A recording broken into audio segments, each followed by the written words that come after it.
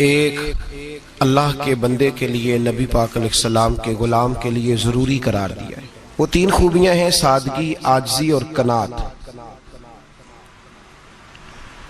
جس آدمی کے اندر یہ تین باتیں پائی جاتی ہیں کہ وہ سادہ بھی ہو، عجز و انکسار والا بھی ہو، اور جو چیزیں اللہ نے اسے دی ہوں اس پر اس کی قناعت بھی ہو، وہ راضی بھی ہو، تو ایسے شخص پر اللہ تبارک و تعالی کی خاص رحمت نازل ہوتی ہے، جس بندے کے اندر یہ صلاحیتیں پائی جائیں۔ ہم دیکھتے ہیں کہ اس زمانے میں سادگی، عاجزی اور قناعت والا پہلو خاصا مشکل ہوتا چلا جا رہا ہے۔ کوئی بھی برادری ہو، کوئی بھی قبیلہ ہو، کوئی بھی علاقہ ہو، لوگوں کو اپنا آپ دکھانے کا بہت شوق ہوتا جا رہا ہے۔ میں بھی ہوں، مجھے بھی مانو، میری بھی سنو، اور میری بھی تعریف کرو، میری طرف بھی توجہ کرو، یہ ماحول بن گیا۔ اگر آپ سادگی والے نہیں ہوں گے تو پھر آپ نے کچھ چیزیں ادھار کی اوڑی ہوں گی جو اصل نہیں۔ سادگی جو ہوتی ہے وہ اصل ہوتی ہے، اصل روپ ہوتا ہے آدمی کا۔ اگر آپ کے اندر سادگی نہیں ہوگی تو پھر آپ نے کچھ چیزیں ایسی اپنے اوپر لاگو کر رکھی ہوں گی جو آپ کا اصل نہیں۔ تو جب آدمی اصل سے ہٹتا ہے تو بے سکون ہوتا ہے۔ اللہ تبارک و تعالیٰ نے منہ میں دانت بنائے ہیں تو یہ اصل ہے۔ ان کے اندر دھاگے کے برابر بھی کوئی چیز چلی جائے تو وہ بے چین کر دیتی ہے، چونکہ وہ اصل نہیں ہوتی۔ تو جب آپ سادگی میں رہیں گے تو اصل جگہ پہ رہیں گے، اصل جگہ پہ، پھر آپ تکلیف میں مبتلا نہیں ہوں۔ عاجزی کا مطلب یہ ہوتا ہے کہ آپ اللہ کے کسی بندے کو حقیر نہ سمجھیں، چھوٹا نہ سمجھیں، ذلیل نہ سمجھیں۔ ایک ہوتی ہے احساس کمتری، کہ سمجھنا کہ میں مالی طور پہ میرے پلے کوئی شے نہیں ہے، دیکھو کتنا، یہ احساس کمتری ہے۔ عاجزی یہ ہوتی ہے کہ یہ نہ سمجھ لے بندہ کہ میرے اندر صلاحیت زیادہ ہے، یہ کمی ہے، یہ چھوٹا ہے، یہ نکما ہے، یہ بالکل گناہگار ہے، یہ تکبر ہے۔ عاجزی سے رہیں، اللہ کے ہر بندے کو اپنے سے افضل سمجھیں، عاجزی کے ساتھ رہیں۔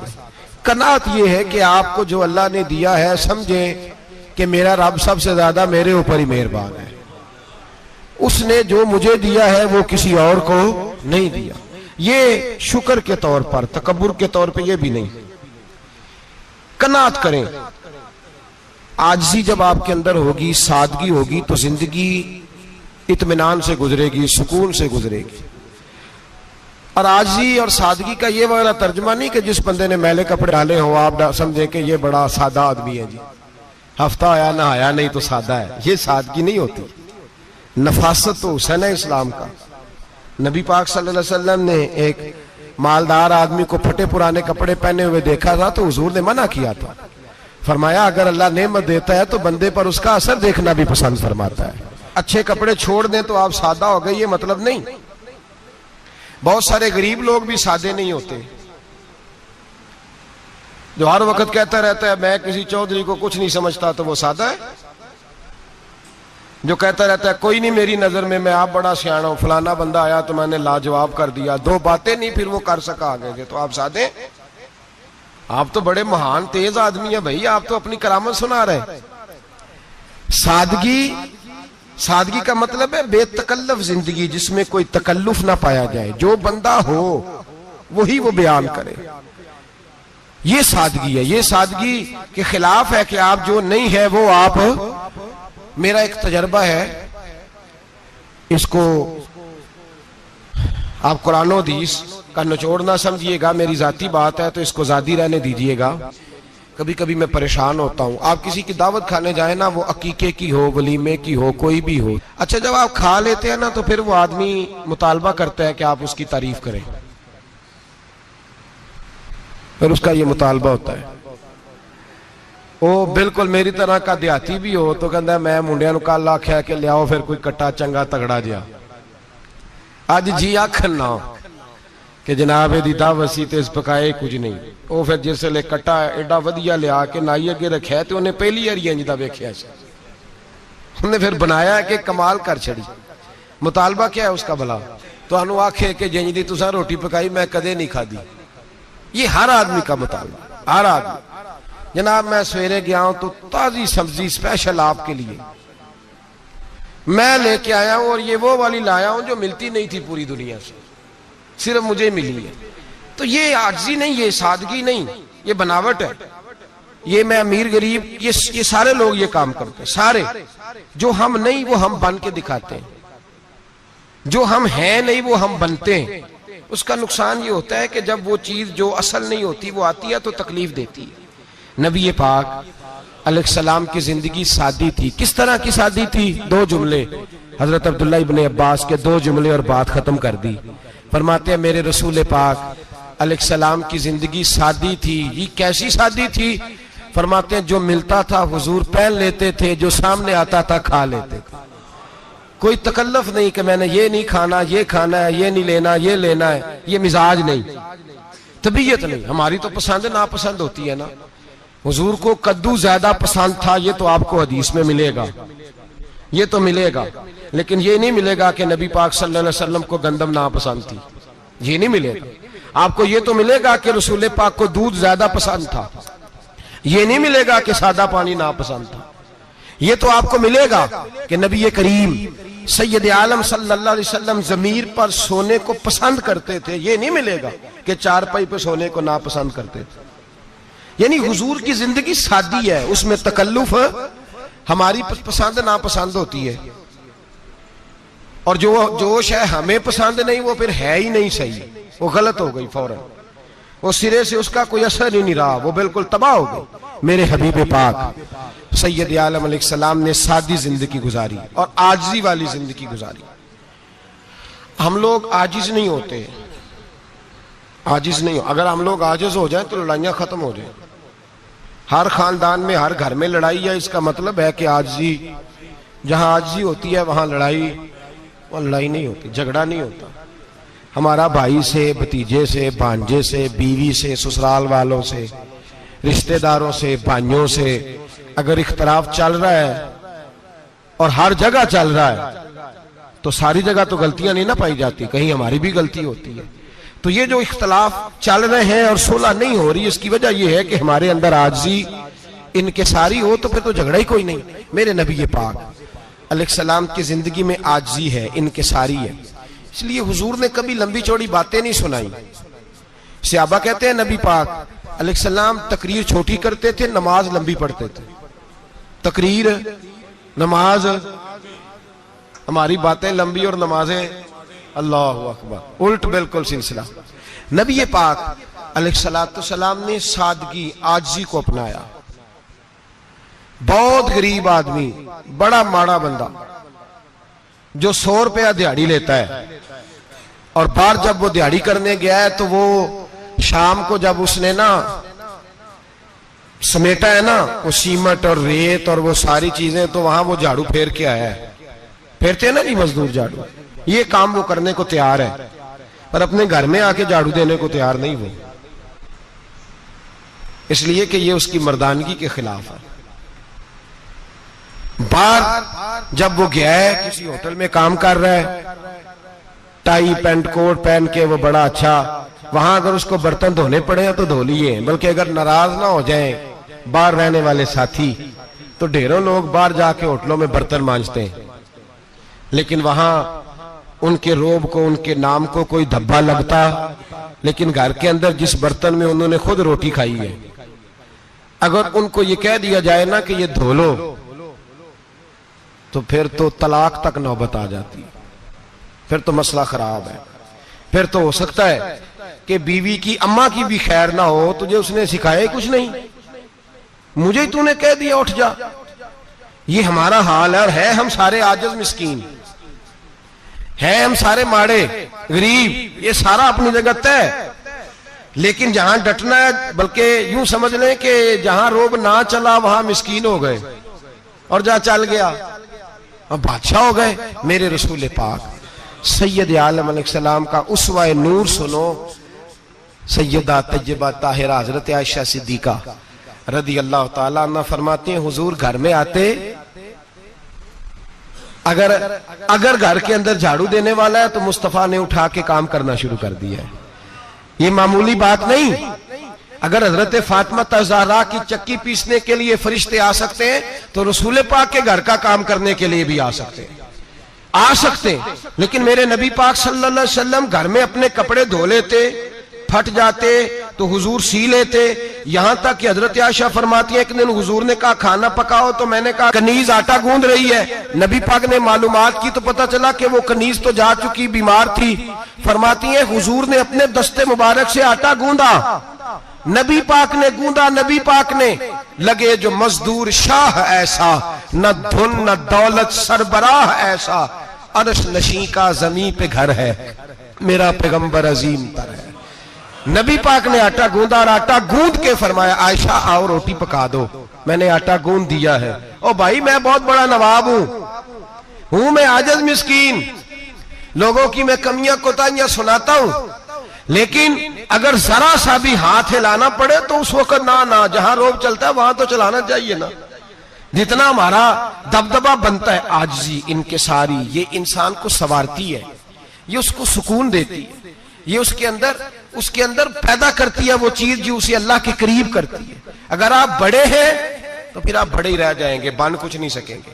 اگر آپ میں تکبر ہے تو پھر انا کا بت قائم ہو جائے گا, بن کچھ نہیں سکیں گے آپ. ہر آدمی کو اپنا آپ دکھانے کا شوق ہے, بنانے کا شوق ہے, شہرت, نام بری, اپنے آپ کو ظاہر کرنا, بتانا. 1,44,000 صحابہ تھے میرے رسول پاک کے, سارے کہیے صلی اللہ علیہ وسلم. جب حضور کا نام سنے تو درود پاک پڑھا کریں صلی اللہ تعالی علیہ وسلم. 1,44,000 صحابہ تھے. کام کر گئے, کسی نے نام نہیں بنایا, کام کیا. شاید چند 100 کے نام کتابوں میں ملتے ہوں, باقیوں نے کام کیا, نام پر توجہ ہی نہیں. اور کچھ ایسے بھی تھے جو آئے نہیں, بات مانی ہے میرے نبی پاک کی. حضرت ویسے کرنی رضی اللہ تشریف نہیں لائے, گھر رہ کے وہ حضور کی بات مانی ہے. ماں کی خدمت کرو, نہیں آئے, خدمت کری, تشریف نہیں لائے, گھر رہ کے بات مانی. درجہ کیا دیا میرے رسول پاک علیہ السلام نے؟ ڈیوٹی لگائی مولا علی شیر خدا کی. حضرت عمر فاروق رضی اللہ تعالیٰ فرمایا میرا جبہ لے جانا اور میرے اویس سے ملنا اور اسے کہنا میری امت کی بخشش کی دعا مانگے. بھئی گھر رہ کے بات مانی, کوئی شورا نہیں, کوئی نام نہیں. امام عبد الوہاب شورانی کہتے ہیں کرن کے لوگ انہیں روڑے مارتے تھے اور ان سے پوچھتے تھے تیرا نام کیا ہے, تو جناب ویسے کرنی فرماتے تھے اگر تو قیامت میں بخشا گیا تو نام بتا دوں گا, اور اگر وہیں اڑ گیا تو نام سے کیا رہ جائے گا, یہاں تو لکھا رہ جائے گا. اور پھر دعا مانگی, امام شورانی نے لکھا ہے دعا مانگی حضرت اویس کرنی نے, اے اللہ میں نے زندگی چھپ کے گزاری ہے, مجھے ظاہر نہ کرنا. میں سراپا مخزن راز تھا اور رہا تھا مدتوں راز میں, یہ تو تیرا شوق دید کشاں کشاں مجھے کھینچ لایا مجاز میں. اے اللہ میں نے پردے میں وقت گزارا ہے, اللہ مسترنا بسترک الجمیل. اے اللہ بس مجھے پردوں میں رکھنا, پردوں میں. اٹھ بلیا چلو تھے وسیے جتھے بس دینی سارے اننے, نہ کوئی ساڑی ذات پچھانے نہ کوئی سانو مننے. اے اللہ مجھے پردہ دے, شہرت نہیں چاہیے, میرا نام نہ ہو, کوئی جانے کوئی پہچانے نہ, بس میں تیرا ہوں تو چھپ کے تیرے پاس آ جاؤ. امام فرماتے اللہ 70,000 فرشتے قیامت کے دن حضرت اویس کرنی کی شکل کے پیدا کرے گا اور ان فرشتوں کے اندر چھپا کے جناب اویس کو اپنی اور اپنے محبوب کی بارگاہ تک لے جائے گا. چونکہ وہ چھپے رہے, ضرورت نہیں. میں سراپا مخزن راز تھا, میں تو رہا تھا مدت و راز میں, یہ تو تیرا شوق دید کشاں کشاں مجھے کھینچ لایا مجاز میں. شوق نہیں, مجھے بھی پوچھ لو, میرا بھی نام لے لو. اب تو اس قدر زیادہ انا کا بت آ گیا, روٹی کھلاؤ, جس کو کھلائی اس کی فوٹو کھینچ کے فیس بک پہ دو, پانی پلایا تو پہلے اس کی فوٹو دے لو, اگر سلام لیا تو پہلے چھوڑ دو یار, بس کرو. یہ انا کے بت بنا لیا ہم لوگوں, کس چکر میں پڑ گئی ہے دنیا. ایک غریب کو 2, 4, 5 روپے کیا دے دیے, ایک آٹے کا تھیلے کا دے دیا, 4 اخباروں میں خبر دے دی, یہ عاجزی ہے, یہ طریقہ ہے. اب تو لوگ یہاں تک ریاکاری کرنے لگے, نماز پڑھنے کے لیے آتے ہیں تو پہلے فوٹو کھینچ کے آتے ہیں, جمعے کی تیاری کرتے ہوئے. بس کر دیں, بس کریں. کہیں رکیں, کسی جگہ سٹاپ کریں, اپنے اندر انکساری پیدا کریں. جو ختم ہو گیا وہ بچ گیا, جو اپنے آپ کو بناتا رہا وہ کبھی بن نہ سکا. بچا وہی جو رب کی بارگاہ میں مٹ گیا. ہماری تو عمر گزر گئی ہے اپنے آپ کو تعمیر کرتے, ساری زندگی گزر گئی. میرا بھی نام لو, 30 سال میں رہ کے آیا ہوں جی سعودی عرب کے فلانے محلے میں, کسی سے میرا نام پوچھو گے تو پہنچ جاؤ گے. کیا ہوتے تھے آپ وہاں, کیا نام پوچھیں؟ وہاں تو بادشاہوں کے نام اب کوئی نہیں لیتا, مٹ گئے, جو آئے تھے چلے گئے. گکھڑ آنا تو چوک سے کسی سے بھی پوچھ لینا میں بھی ہوتا ہوں, کیا ہوتے ہو؟ یہاں بڑے لوگ تھے جن کا توتی بچتا تھا, ختم ہو گئے.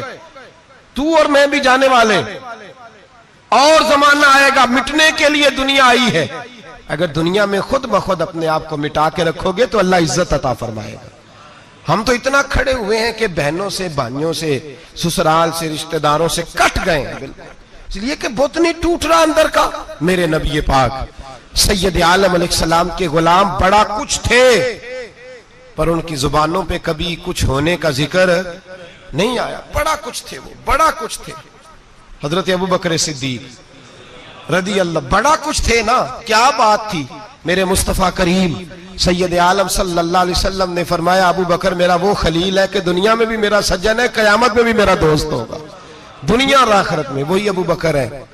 محلے میں 7 غریب بچیاں رہتی ہیں, وہ کہتی ہیں ہماری بکریاں, باپ فوت ہو گیا, بکریوں کا دودھ دھو دو. تو ابو بکر صدیق بکریوں کا دودھ دھونے چلے جاتے ہیں, ان کے گھر کا کام کاج کر کے آتے ہیں. سیدنا عمر فاروق, میرے نبی پاک علیہ السلام نے فرمایا فرشتے 950 سال میرے عمر کی شان بیان کریں تو ختم نہیں ہو سکتے. اتنا بڑا شخص عمر فاروق, اتنا بڑا آدمی. ایک دن اعلان کیا عمر فاروق نے, لوگوں مسجد میں آؤ, بات کرنی ہے. امیر المومنین کا پیغام ہے, سارے مسجد میں آ جائیں. کھچا کھچ مسجد نبوی صحابہ سے بھر گئی. اور ایسا جب اعلان ہوتا تھا تو صحابہ دوڑ کے آتے تھے, شاید کو جنگ ہے, شاید کسی نے حملہ کر دیا ہے, شاید کوئی نئی بات ہے. دوڑے آئے لوگ, مسجد نبی کھچا کھچ بھر گئی. سیدنا فاروق اعظم رضی اللہ تعالیٰ عنہ منبر پہ بیٹھے. حضرت عبد الرحمن ابن عوف رضی اللہ تعالیٰ عنہ فرماتے ہیں کہ صحابہ تجسس کے دیکھ رہے ہیں کہ پتہ نہیں کسی طرف سے پیغام نہیں آ گیا, کوئی کافر حملہ نہیں کرنے لگا, اللہ جانے کیا ہوا ہے, بڑی پریشانی ہے. عمر بیٹھے, اللہ کی حمد کی, نبی پاک صلی اللہ علیہ وسلم پر درود پڑھا, اور پھر عمر فاروق بولے, فرمانے لگے میں جب مکے میں رہتا تھا نا تو کبھی گھر میں قحط آ جاتا تھا, کبھی قحط آتا تھا گھر میں, بکریوں کے دودھ خشک ہو جاتے تھے, گندم نہیں ملتی تھی, پانی نہیں ہوتا تھا. تو فرمایا میری اماں مجھے خالہ کے گھر بھیج دیتی تھی. قبیلہ بنو مخزوم, اس قبیلے میں میری خالہ کی شادی ہوئی تھی تو وہ مالدار لوگ تھے, ان کے پاس زیادہ بکریاں, زیادہ اونٹ, زیادہ گائیں, زیادہ کھیت تھے. حضرت عمر فاروق فرمانے لگے میں ان کے گھر جاتا تو میرے خالو سمجھ جاتے کہ عمر کو اس لیے بھیجا گیا ہے کہ قحط آ گیا ہے. فرماتے ہیں وہ مجھے سویرے بکریاں چرانے لے جاتے, شام تک میں ان کی بکریاں چراتا. امیر المومنین عمر, ایک طرف مسئلہ یہ ہے کہ کیسر و کسرا کی دیواریں ہل رہی ہیں عمر کے نعروں سے, اور ادھر عمر منبر پہ بیٹھ کے خطبے دے رہے ہیں. فرماتے ہیں میں بکریاں چراتا, شام تک خالہ کے گھر جا کے مزدوری کرتا, اور فرماتے ہیں شام ہوتی تو ایک مٹھی کشمش مجھے دیتے وہ. آپ فرماتے ہیں میں بڑے قد والا تھا, ایک مٹھی کشمش ملتی ہے, کبھی ایک مٹھی کھجوریں, میں شام کو کھا کے سو جاتا. کئی مہینے یوں ہی گزرتے تو میری اماں کا پیغام آتا کہ علاج صحیح ہو گیا, میرے بیٹے کو بھیج دو. یہ بات کہی, حضرت عمر رونے لگے اور پھر کہنے لگے اب وہ وقت آیا ہے کہ لوگ مجھے امیر المومنین عمر کہہ کے پکارتے ہیں. بس یہ 2 باتیں کی. عمر نے کہا چلو ظہر کا وقت ہو گیا, اذان پڑھو, اٹھو نماز پڑھے, اٹھو. اذان ہوئی, اقامت ہوئی, جناب عمر نے نماز پڑھائی, لوگ چلے گئے تو سیدنا عبد الرحمن ابن عوف جرانہ تھا جناب عمر سے, بازو پکڑ کے کہنے لگے عمر سیانا بندہ یار, تو یہ 2 باتیں سنانے کے لیے اتنا مجمع اکٹھا کیا تھا, یہ 2 باتیں کہنے کے لیے کہ میں خالہ کے گھر جا کے مزدوری کرتا تھا تو ایک مٹھی کشمش ملتی تھی, ایک مٹھی کھجوریں, یہ کہنے کے لیے کہ میں بکریاں چرایا کرتا تھا. تو حضرت عمر فاروق رضی اللہ تعالیٰ عنہ پھر روئے, پھر آنکھوں میں آنسو آئے. کہنے لگے عبد الرحمن آج نا مصر شام سے کچھ لوگ آئے تھے اور وہ بتا رہے تھے کہ عمر تیرا ڈنکا وہاں بھی بڑا بجتا ہے, وہ مجھے کہہ رہے تھے تیرے نام کے وہاں بھی بڑے دبدبے ہیں، بڑے تذکرے ہیں. تو میرا نفس مجھے کہہ رہا تھا عمر دیکھا تو یہاں بیٹھا ہے اور وہاں تیرے نام کا شور ہو رہا ہے، مجھے اس نے بڑا کیا ہے. تو میں نے آج مصطفیٰ کے سارے غلام کٹھے کر کے اپنی اوقات بتا دی ہے. میں نے اپنی اوقات بتائی ہے کہ میں کچھ نہیں، کوئی شے نہیں، کوئی چیز ہی نہیں. اسی کسے دے کچھ نہیں جے لگ دے، نہ کوئی ساڈا دردی. میں نے بتایا ہے کہ میں تو کسی کے بکریاں چرا کے ایک مٹھی کشمش لے کے گزارا کیا کرتا تھا. مجھے میرے کچھ ساتھی نا لے گئے گجرانوالا سردیوں کے موسم میں، مجھے کہنے لگے سویٹر پسند کر لیں اپنی مرضی کا. تو میں نے کہا یار مجھے تو وہی مزہ آتا ہے جو میری اماں کروشیے سے بنایا کرتی تھی. وہ پہلے ابا پہنتے تھے، پھر وہی سویٹر بڑا بھائی پہنتا تھا، پھر ہمارے کھاتے میں آ گیا. اور پھر اس کی تعریفیں ہوتی تھیں غربت چھپانے کے لیے، اس کی تعریفیں ہوتی تھی بڑی محنت سے بنا ہے جی، کیا بات ہے، بڑا گرم ہے. تو اب چھوٹے بھائی کو دے دیا جائے. ہم نے کہا وہی زمانہ دیکھا ہے، وہی رنگ دیکھا ہوا ہے اور اس پر فخر ہے. اب تو لوگ جب کچھ ہو جاتا ہے نا، 2-4 لوگ جاننے لگتے ہیں تو لوگ فٹافٹ دعویٰ کر دیتے ہیں خاندانی رئیس اعظم ہو، بڑی بات ہے. ایسی کوئی بات نہیں. جس کو اپنا آپ یاد رہتا ہے اسے خدا بھی یاد رہتا ہے، جسے اپنا آپ یاد رہتا ہے اسے رسول اللہ بھی یاد رہتے ہیں، جسے اپنا آپ یاد رہتا ہے اس کی نظر میں دوسرے لوگ بھی کچھ ہوتے ہیں. میں عمرے کے لیے حج کے لیے جاتا رہتا ہوں، رب مجھے اپنے فضل سے بلا لیتا ہے. تو میں ایئرپورٹ سے نیچے اترا تو ایک صاحب میرے جاننے والے تھے، دوڑ کے آئے اور مجھے کہنے لگے کیا بات ہے، سنا ہے اس دفعہ آپ سعودی ایئر لائن سے آئے، سیدھا مدینہ شریف آئے، کیا بات ہے آپ کی. اور میں نے کہا صاحب چھوڑ دیں، میں بھی جب پہلی دفعہ آیا تھا تو میں بھی بڑا گور کے ایئرپورٹ دیکھتا تھا، میں نے کبھی دیکھا جو نہیں تھا، میں بڑا گور کے دیکھتا تھا. کوئی ایسی بات نہیں ہے، یہ نظام قدرت ہے، بادشاہ کے فیصلے ہیں، وہ جب چاہتا ہے جس طرح کے چاہتا ہے فیصلے فرما لیتا ہے. تو یہ اس کے فیصلوں کی بات ہے. ہم لوگ نا جس حیثیت پہ ہوتے ہیں وہیں رہ جاتے ہیں، پچھلی بات بھول جاتے ہیں.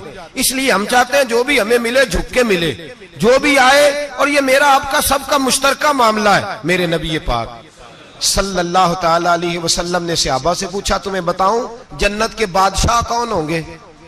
جنت کے عام لوگ نہیں، جنت کے، بولیے گا ذرا، جنت کے اللہ بادشاہ. جنت میں تو جانا بڑی بات ہے، اور حضور جنت کا بھی بادشاہ. ابن ماجہ میں لفظ ہے. تمہیں پتہ ہے جنت کے بادشاہ کون ہوں گے؟ تو میرے مصطفیٰ کریم صلی اللہ تعالی علیہ وسلم کے غلاموں نے کہا حضور ہمیں نہیں پتا. تو حضور نے فرمایا جنت کے بادشاہ وہ لوگ ہوں گے جنہیں دنیا میں کوئی بھی نہیں جانتا تھا، جن کے کپڑے سادے ہوتے تھے، جو غریب لوگ ہوتے تھے، جو سفارش کرتے تھے تو ان کی قبول کوئی نہیں کرتا تھا، جو کسی کے ساتھ جاتے تھے تو ان کو مانتا کوئی نہیں تھا. وہ جنت کے بادشاہ ہوں گے، بادشاہ. اور فرمایا قیامت کے دن جب لوگ انہیں دیکھیں گے تو ان پر فخر کریں گے، رشک کریں گے، کہیں گے کیا بات ہے تمہاری. یہاں تو شوق ہی بڑا ہے. غریبوں نے بھی پوسٹر بنائے ہوئے ہیں، ڈاکوؤں، لٹیروں، چوروں کی تصویروں کے ساتھ لگوائے ہوئے اپنے آپ کو بڑا کرنے کے لیے. عاجزی اختیار کریں، عاجزی اختیار کریں، اپنے آپ کو مٹانے کی کوشش کریں. رب کریم کے بندے آگے بڑھ کے اپنا آپ دکھاتے نہیں. بڑا شوق ہے، پہلے فوٹو کھچا لو، باقی باتیں بعد میں ہوں گی. پہلے ویڈیو بنا لو، باقی کچھ اور بعد میں ہوگا. پہلے اب تو پرسوں ترسوں مجھے ایک مولانا کہنے لگے کہ آپ سے میں نے، وہ یہاں جمعہ پڑھنے آتے ہیں کبھی کبھی، میرے دوست ہیں، کہتے ہیں آپ سے میں نے سنا تھا کہ اگر کوئی اس نبی پاک کا فرمان ہے، اگر کوئی نذرانہ دے تو اس کو لے لو، اگر کوئی تحفہ دے تو اس کو، حضور نے فرمایا لے لو اگر تمہیں کو دیتا ہے، اپنی مرضی سے، مانگنا منع ہے. خود دے دے تو لے لو، ورنہ ایک وقت آئے گا تم مانگو گے تمہیں ملے گا نہیں. جب کو دے دے تو لے لو. کہنے لگے آپ نے کہا تھا کو دے دے، تو اس وقت سے میں کوئی سوٹ دیتا ہے مجھے میری مسجد کا نمازی تو میں لے لیتا ہوں، کوئی مجھے کوئی اور شے دیتا ہے تو میں آپ سے سن کے. تو اگر میری مسجد کا نمازی سوٹ پکڑاتے ساتھ فوٹو بھی کھینچے تو پھر میرے لیے کیا حکم ہے؟ وہ خوشبو کی ڈبی دیتے ہوئے ساتھ فوٹو بھی کھینچے، پھر میرے لیے کیا حکم ہے؟ کہنے لگے رمضان میں یہ حال ہوا ہے کہ لوگ کپڑے دے رہے تھے اور فوٹو کھینچ رہے تھے. کیا چکر ہے، کہاں چلے گیا؟ غریب آدمی کی عزت نفس کو کچل ڈالا پکڑ کے. ایک جوڑا سال کے بعد امام کو دیا، اس کی بھی تصویر کھینچ کے فیس بک پہ دے ڈالی. یہ ہماری عاجزی ہے، یہ ہمارا پیار ہے، یہ ہمارا انداز ہے۔ بھائی یہ ہم غلط رستے پہ، غلط ڈگر پہ چل نکلے، ہمیں واپس آنا پڑے گا۔ میرے نبی پاک علیہ السلام نے عاجزی کو پسند کیا۔ حضور شہرت سے، ناموری سے دور رہتے، نبی پاک علیہ السلام نے عاجزی، انکساری اور سادگی اور قناعت ان کو اپنا کے رکھا، سینے سے لگا کے۔ یہ نہیں کہ مال نہیں آیا، بحرین سے لاکھوں دینار آئے حضور کے زمانہ ظاہری میں، تبوک کے بعد فتوحات ہوئی تو لاکھوں دینار آئے، لیکن حضرت عائشہ کہتی ہیں ہمارے گھر میں 4 دن کے بعد ہی روٹی پکی ہے، ہم نے ایک وقت ہی کھانا کھایا، لاکھوں روپیہ آیا ہے، پر ہمارے گھر کے اندر جو کھانا آیا ہے وہ سرکہ ہی آیا ہے۔ ہم نے رات اگر روٹی بچ گئی ہے تو سویرے اٹھ کے رات والی کھائی ہے۔ ہمارے گھر کے اندر وہی حالات رہے، اس لیے کہ میرے نبی پاک علیہ السلام نے فرمایا میں تمہاری دنیا سے حاصل کرنے نہیں آیا، میں تو مسافر کی طرح وقت گزارنے آیا۔ ہم زیادہ کے چکر میں نکلے تو بڑا کچھ کچل کے آ گئے، بڑا کچھ۔ عاجزی جب پیدا ہوتی ہے، انکساری جب پیدا ہوتی ہے، جب تواضع آتی ہے، پھر انسان بنتا ہے، پھر وہ سمجھتا ہے، پھر اس کے اندر تبدیلی آتی ہے، پھر وہ۔ اور بزرگ فرماتے ہیں عاجزی والے کو نماز میں بھی لذت آتی ہے، ورنہ تو کسی نے پوچھا تھا، ایک شاعر اسلام آباد میں رہتے تھے، تو ان سے کسی نے پوچھا کہ آپ کا شہر کس طرح کا ہے؟ انہوں نے کہا میرا اس شہر عداوت میں بسیرا ہے جہاں لوگ سجدوں میں بھی لوگوں کا برا سوچتے ہیں۔ میرا اس شہر عداوت میں بسیرا ہے جہاں لوگ سجدوں میں بھی لوگوں کا، نماز پڑھتے ہوئے کہتے ہیں دیکھو کتنی بو آ رہی ہے اس سے، کپڑے نہیں بدل کے آیا، نماز پڑھتے ہوئے بھی ساتھ والے کے بارے میں برا سوچ رہے ہیں۔ جب آجی سید احمد کبیر رفائی رحمت اللہ تعالی علیہ، یہ سلسلہ رفائیہ کے شیخ ہیں، اعلیٰ حضرت رحمت اللہ علیہ نے ان کی بڑی تعریف لکھی ہے فتاوی رضویہ میں۔ مصر کے اندر سلسلہ رفائیہ اور شاذلیہ بہت سارے لوگ اس سلسلے میں مرید ہیں۔ سید احمد کبیر رفائی اتنے بڑے صوفی تھے کہ میرے مصطفیٰ کریم صلی اللہ علیہ وسلم کے روضے پر حاضری دینے گئے، نبی پاک کی بارگاہ میں دعا کریں اللہ ہم سب کو وہاں حاضری نصیب فرمائے، اللہ ہم سب کو بار بار یہ موقع عطا فرمائے۔ سید احمد کبیر رفائی حاضری دینے گئے تو جب نبی پاک کے گنبد پہ پہنچے تو کہنے لگے یا رسول اللہ میں قبر دیکھنے نہیں آیا، میں تو دیدار کرنے آیا۔ حضور یہ تو زیارت میں کرتا رہتا تھا، دیدار کرنے آیا۔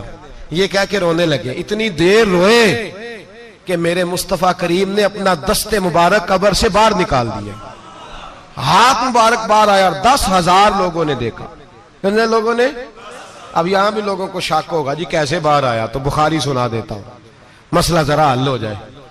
مسجد نبی کی تعمیر ہو رہی تھی، تعمیر تو کہتے ہیں کہ دیوار نہیں، تعمیر کرتے وقت نا ایک دیوار گری، یہ بخاری کے لفظ ہے، دیوار گری تو ایک پیر باہر آ گیا، پیر کو دیکھا تو کہتے ہیں ہاتھ رکھتے تھے تو اس میں بالکل ایسے تھا جیسے خون سائیڈوں پہ ہو گیا، بالکل زندہ۔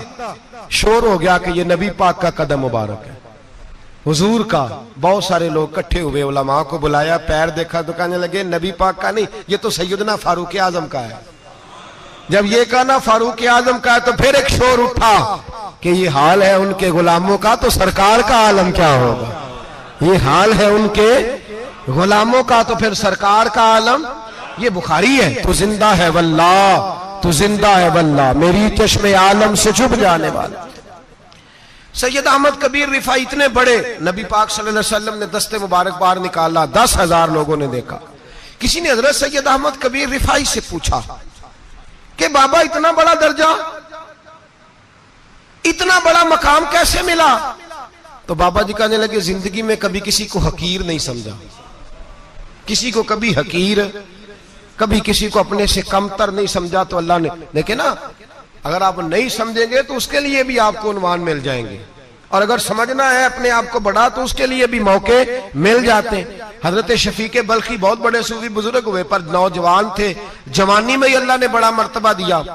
حضرت عبداللہ بن مبارک بوڑھے تھے، دونوں ایک محفل میں اکٹھے ہوئے۔ اب بغداد سارا ماننے والا تھا اور دونوں کا ماننے والا تھا۔ آخر میں دعا بزرگ کرایا کرتے تھے محفل کے اختتام پر۔ حضرت شفیق بلخی جناب عبداللہ بن مبارک سے کہنے لگے آپ دعا کریں، آپ دعا کریں، آپ بزرگ ہیں، اب جس نے جو ماننا ہے اسے اس کے لیے عنوان بھی مل جائے گا۔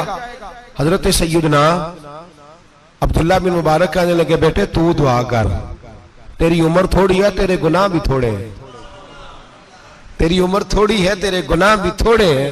تو سیدنا شفیق بلخی کہنے لگے نہیں حضور آپ دعا کریں، آپ کی عمر زیادہ ہے تو نیکیاں بھی تو زیادہ ہی ہے نا، نمازیں بھی تو آپ کی زیادہ ہے نا، روزے بھی تو زیادہ، رمضان بھی تو آپ کی عمر میں زیادہ ہے نا، آج بھی تو آپ نے زیادہ۔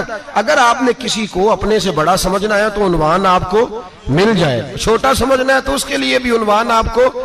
بات تو یہ ہے کہ آپ کیا کرنا، اگر آپ کسی کو حقیر سمجھنا چاہتے ہیں تو بات ختم ہو گئی۔ سید احمد کبیر رفاعی فرماتے ہیں زندگی بھر کبھی کسی کو حقیر نہیں سمجھا، اللہ کی ساری مخلوق کی کیا بات ہے۔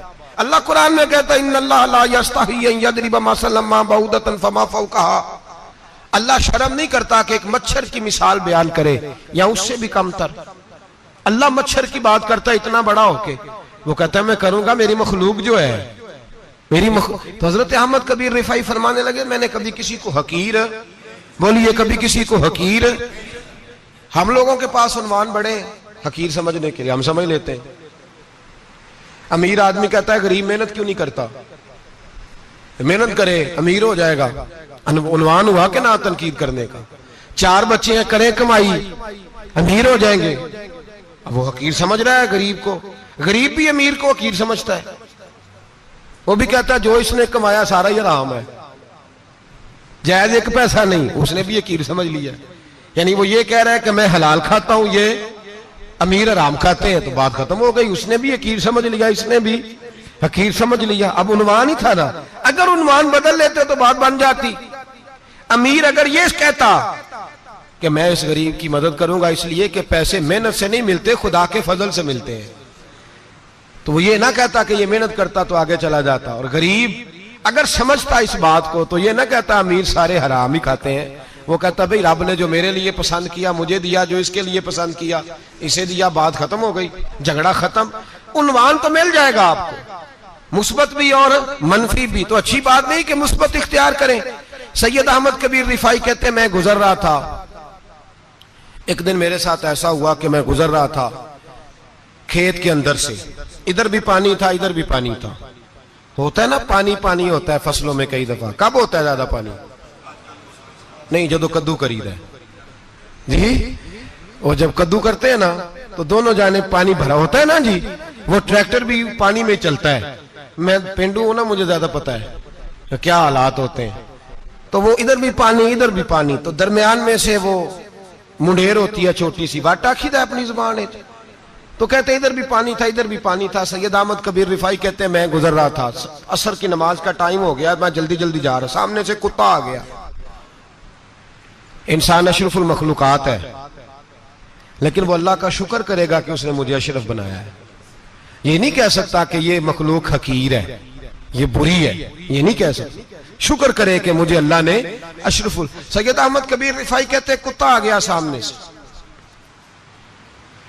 اب کتا آیا تو مجھے جلدی تھی، کتا بھی بھیگا ہوا تھا، اب میرا دل کرے کہ کتا نیچے اترے تو میں گزروں، کتا کھڑا ہے کہ یہ سائیڈ پہ ہو تو میں گزروں، کہتے ہیں دیر ہو گئی، تو مجھے ڈر لگتا تھا، میں نے کبھی کتے کو بھی نہیں جھڑکا تھا، کبھی کتے کو بھی، اپنی اتنی حیثیت ہی نہیں، جھڑکا ہی نہیں کبھی کسی کو۔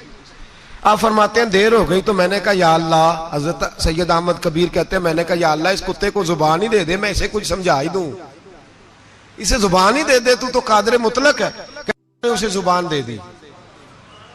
تو میں نے کتے سے کہا نیچے اتر جا، میں نے نماز پڑھنی ہے، تو کہنے لگا بابا جی آپ اتر جائیں، آپ اتر جائیں، آپ اتر جائیں، میں کیوں اتروں؟ تو سید احمد کبیر رفاعی کہتے ہیں میں نے اس سے کہا کہ بات یہ ہے کہ میرے اوپر نماز فرض ہے، تیرے اوپر فرض نہیں، تو میں نے نماز پڑھنی ہے، اگر میں کھیت میں اتر گیا تو کیچڑ ہے، میرے کپڑوں کو مٹی لگ جائے گی، پتہ نہیں پانی پاک ہے کہ ناپاک ہے، تو تو اتر جا، تیرے اوپر نماز نہیں فرض، تو مجھے جانے دے۔ تو سید احمد کبیر رفاعی کہتے ہیں اس نے ایسی بات کی کہ میرے اوپر وجر طاری ہو گیا، کتے نے بات کی تو میں کانپنے لگا، راتی جاگے شیخ صداویں، راتی جاگ دے کتے تیتھوں اتے، مالک دا در مول نہ چھڑ دے، پاویں مارو 100 جتے تیتھوں اتے، او ایک برکی دا قدر پچھانن، پاویں مالک ہو من ستے تیتھوں اتے، रुखा सुखा खा दिने जा रुखां विच सुते ते तैथों उत्ते उठ बुलिया चल यार मना लै नहीं ते बाजी लै गए नहीं कुत्ते उठ बुलिया चल यार मना लै नहीं ते बाजी लै गए कुत्ते ते तैथों उत्ते सैयद अहमद कबीर रिफाई कहते हैं वो मुझे कहने लगा आप उतर जाए तो मैंने कहा भाई मेरे ऊपर नमाज फर्ज है तेरे ऊपर फर्ज नहीं तू उतर जा मेरे कपड़े आलूदा हो जाएंगे तो क्या करूंगा तो कहते हैं उसने बात की तो मैं घबरा गया और छलांग लगा के मैं खेत में उतर गया मुझे कहने लगा बाबा जी कपड़े अगर आपके कीचड़ से आलूदा हो गए तो पानी से साफ हो जाएंगे और अगर मुझे हकीर जान के आपका दिल आलूदा हो गया तो 7 समुद्रों से भी साफ नहीं होगा कपड़े पानी से धुल जाएंगे और दिल अगर तकब्बुर से आलूदा हुआ तो 7 समुद्रों से भी सही हो सकता ना ना ना हकीर नहीं जानना ना मौलवी को ना सूफी को ना दरवेश को ना खेत में काम करने वाले को ना पट्टे पे मजदूरी करने वाले को ना गाड़ी का शीशा साफ करने वाले को ना तेल डालने वाले को ना किसी को हकीर ना जान ना किसी के हाल पे तंज कर ना किसी के गम का मजाक उड़ा वो जिसे चाहे जैसा नवाज दे ये मिजाज लुत्फ रसूल है ना कोई आया लेके चला गया कोई उम्र भर भी ना पा सका मेरे मौला तुझसे गिला नहीं ये तो अपना अपना नसीब है भाई हकीर नहीं जानना सैयद अहमद कबीर रिफाई फरमाते हैं वो कुत्ता तो गुजर गया मैं दौड़ा घर गया जाके मैंने गुस्ल किया कपड़े बदले फरमाते हैं पहले भी मैं असर पढ़ता था पर आज जब नमाज पढ़ी तो बड़ा ही मजा आया मैं सर सजदे में रखूं मेरा उठाने को जी ही ना चाहे मैं रुकू में जाऊं तो मेरा सर उठाने को दिल ही ना चाहे मेरा दिल करे आज मगरिब लेट हो जाए आज सूरज देर से गुरूब हो मैं आज सारा दिन असर ही पढ़ता रहूं भाई जब तू आजिज़ी वाली पढ़ता है जब तू इनकिसारी वाली पढ़ता है जब तू हजरत सैयदना मुआविया बिन खुतैज रदिया एक हजरत मुआविया बिन सुफियान है एक मुआविया बिन खुतैज सहाबी हैं वो कहते हैं मैं जंग फतह करके आया तो सख्त गर्मी का मौसम था मुझे पता था कि उमर फारूक दोपहर को आराम कर रहे होंगे आप फरमाते मैं मस्जिद नबी में बैठ गया एक बच्ची जनाब उमर के घर से निकली तो मुझे कहने लगी मुआविया आपका नाम है मैंने कहा अंदर जाके जनाब उमर को बताया तो उमर दौड़े आए और जब आए तो सर पे टोपी कोई नहीं पैरों में जूता कोई नहीं कहने लगे मैं तेरा इंतजार कर रहा था आज मुझे उम्मीद थी तू आएगा तूने बताया क्यों नहीं तो मैंने कहा हुजूर मुझे पता है रात सारी आप चेहरे पे कपड़ा डाल के मदीने की गलियों में रहते हैं तो दोपहर को आप आराम करते होंगे इसलिए मैंने कोशिश की कि आपको बेदार ना करूं आप आराम कर रहे होंगे इसलिए ये मैंने कोशिश की कि मैं बैठता हूं मस्जिद में आराम करता हूं जब आप आएंगे तो देखी जाएगी हजरत उमर फारूक ने जलाल किया फरमाया तू मुझे गाफिल समझता है कि मैं सो जाऊंगा और आप फरमाने लगे मैं कौम का खादिम हूं जिसकी इतनी ज्यादा रियाया हो वो सो जाए चुप करके मैंने जवाब नहीं देना अल्लाह की बारगाह में फरमाया मेरे अमीरों की तरह सोने जागने के वक्त मुकर्रर नहीं मैं कौम का खादिम हूं जिस वक्त भी आया करो मुझे जगा लिया करो मुझे कब्र में जाके खुदा को भी जवाब देना है मोहम्मद मुस्तफा को भी जवाब देना है मेरे भाई याद रखे जब ये चीजें पैदा और फिर हमने इन तकल्लुफात में मैंने कई दफा ये बात बयान की है अब तो लोग रिश्ते करते हैं तो डीसी कॉलोनी में किराए का मकान खरीदते हैं 2-4 गैरों की गाड़ियां मंगा के दरवाजे के आगे खड़ा करते हैं रिश्ता हो जाता है बड़ा घर देख के और जब शादी के चौथे दिन पता चलता है कि ये किराए का मकान था तो रिश्ते मकानों पे कायम नहीं होते एतबार पे कायम होते हैं वो एतबार टूटता है तो जिंदगी भर कायम नहीं होता दोबारा जो आप हैं आप वही रहें जो आप नहीं है वो कभी बनने की कोशिश ना करें और मेरे अजीज ये भी याद रखें आजिज़ी आपको सवार देगी और वैसे भी हम अल्लाह के हुजूर जाने वाले अगर पर्दों में छुप के चले जाएंगे तो बच जाएंगे और अगर हम अपना आप दिखाते ही रहें सारी जिंदगी इसी चक्कर में रहें कि मुझे भी पूछो मुझसे भी मुशावरत करो मेरी भी बात सुनो तो ये अना की दौड़ तो खत्म ही नहीं होती हिर्स सिर्फ पैसे की नहीं होती हिर्स हवस शोहरत की भी होती है और नबी पाक सल्लल्लाहु अलैहि वसल्लम ने इसको भी बयान फरमाया है कि ये जो तेरे अंदर चीज पैदा होती है ना मैं जाना जाऊं पहचाना जाऊं इससे भी अपने आप को बचा सहाबा के बाद जिस शख्स की खिलाफत सबसे मजबूत हुई वो हजरत उमर बिन अब्दुल अजीज थे इतनी बेहतरीन खिलाफत की कि लोगों को हजरत उमर का जमाना याद आ गया हजरत उमर बिन अब्दुल अजीज عراق میں رہنے والی ایک عورت تھی. اس عورت کا خامد فوت ہو گیا تو 5 بچیاں یتیم تھی. وہ عراق سے چلی اور جناب عمر بن عبدالعزیز کے پاس آئی کہ آپ میری بچیوں کا وظیفہ لگا دیں. وہ کہتی ہے جب میں پہنچی نا یہاں تو اب تو استقبال آنا جانا بڑے معاملات ہیں. اب تو بچی کی برات آئے اور 5 7 10 20 لوگ دروازے پہ کھڑے نہ ہو تو برات ناراض ہو جاتی ہے. کہتے ہمارا استقبال ہی کسی نے نہیں کیا.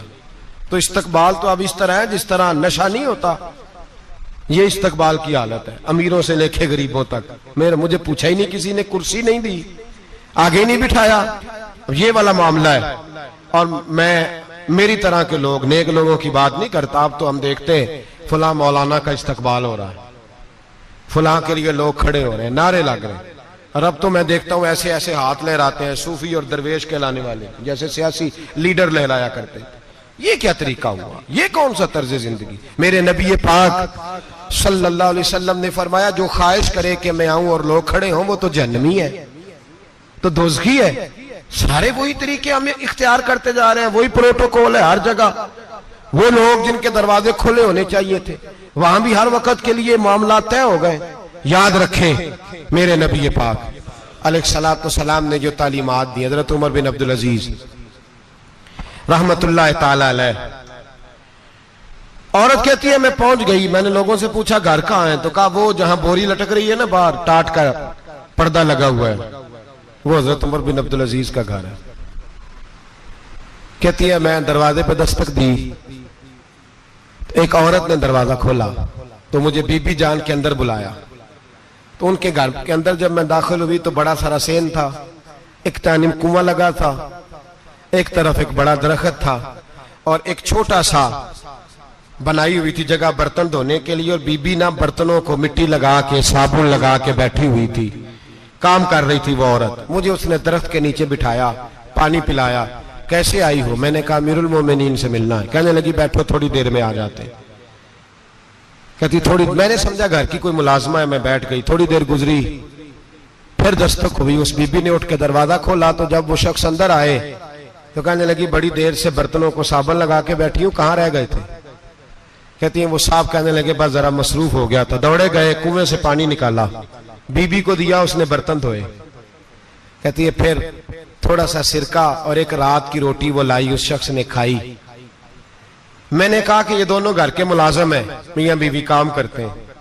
جب وہ کھانا کھا چکے تو وہ عورت میرے پاس آئی, کہنے لگی اٹھ کے مل لو امیر المومنین سے. میں نے کہا کون امیر المومنین؟ تو کہنے لگی کب سے تو آئے ہیں, یہ جس نے کنویں سے پانی نکالا یہی مسلمانوں کا امیر ہے, اور یہ جس نے درخت کے نیچے بیٹھ کے سرکے سے روٹی کھائی ہے یہی ہے.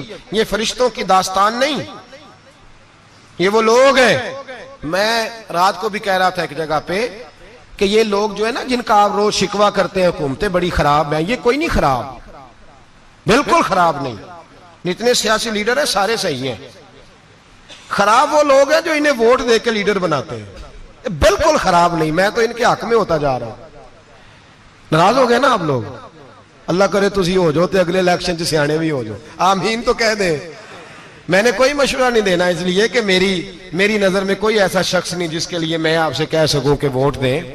اور ہم تو ایسی بات کریں تو کئی لوگ ناراض ہو کے چلے جاتے ہیں, لیکن کوئی پرواہ نہیں, اس لیے کہ یہ دین میرے نبی پاک کا دین صرف مسجد کا دین نہیں. انشاءاللہ آئندہ جمعہ نظریہ پاکستان بیان کروں گا اور بتاؤں گا کہ پاکستان کا مطلب کیا, لا الہ الا اللہ محمد رسول اللہ صلی اللہ علیہ وسلم. حضور کا جو قرآن نافذ ہوگا مسجد میں, وہ قرآن کچہری میں بھی نافذ ہوگا انشاءاللہ. اور وہ قرآن نافذ ہونے آیا ہے, اسمبلیوں میں وہی قرآن نافذ ہوگا انشاءاللہ. اور یہی چراغ جلے گا تو روشنی ہوگی. بیان کریں گے اور ڈٹ کے بیان کریں گے, آپ کو بتائیں گے. جو بات سمجھا رہا ہوں فی الوقت وہ سمجھے, مجرم وہ نہیں جو بڑا بن کے لوٹتا ہے, مجرم وہ ہے جو اس کو سپورٹ کرتا ہے, جس نے اسے بڑا بنایا ہے. یہ یاد رکھ لیں, ہماری کوئی بچت نہیں ہوگی, ہم سے پوچھا جائے گا. ہم سارے کچہری میں کھڑے ہوں گے, اللہ سوال کرے گا کہ تم بتاؤ تم ان کے مددگار کیوں بنے تھے, تم سپورٹ کیوں کرتے تھے, یہ پوچھا جائے گا اور ہم نے جواب دینا ہے. بہرحال عام دام پر سر مطلب جناب عمر بن عبدالعزیز رحمت اللہ علیہ کے وہ بی بی گئی تو کہنے لگی کہ یہ امیر المومنین نے کہا. وہ اٹھ کے حاضر ہوئی, کہا حضور میں عراق سے آئی ہوں, میرا خامد فوت ہو گیا, میری 5 بیٹیاں ہیں, وظیفہ لگا دے.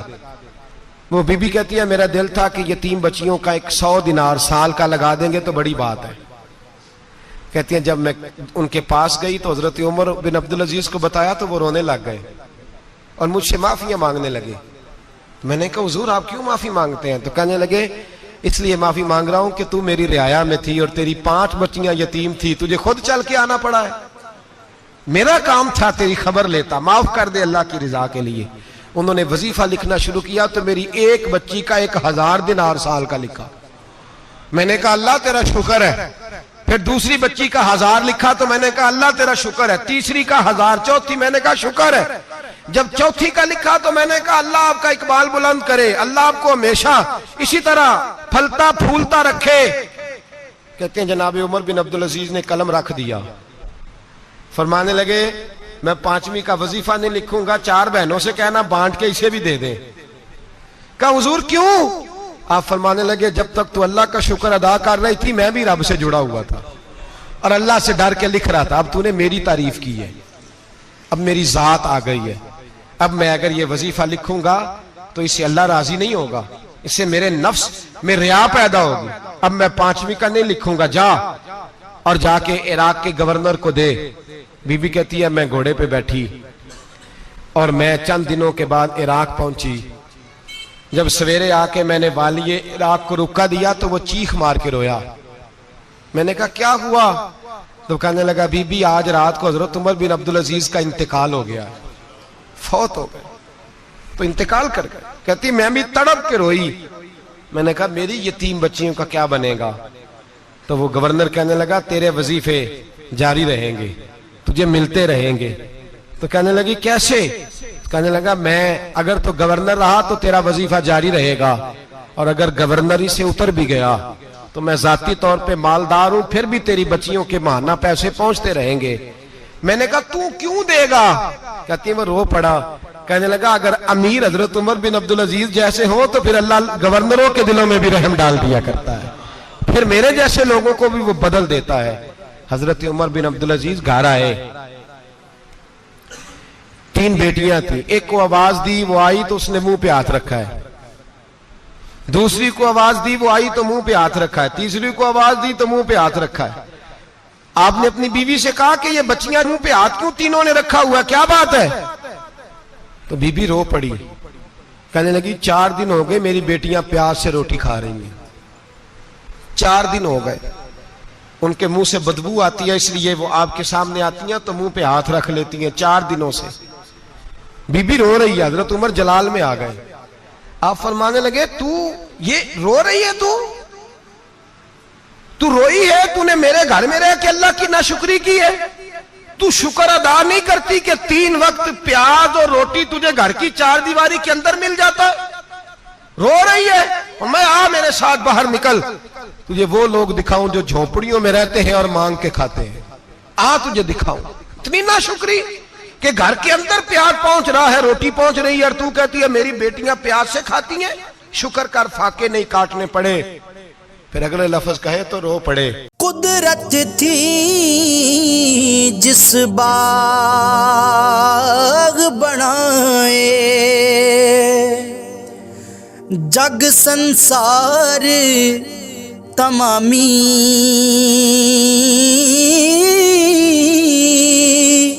رنگ برنگی بوٹے لائے، تے کچھ خاصے کچھ عامی، رنگ برنگے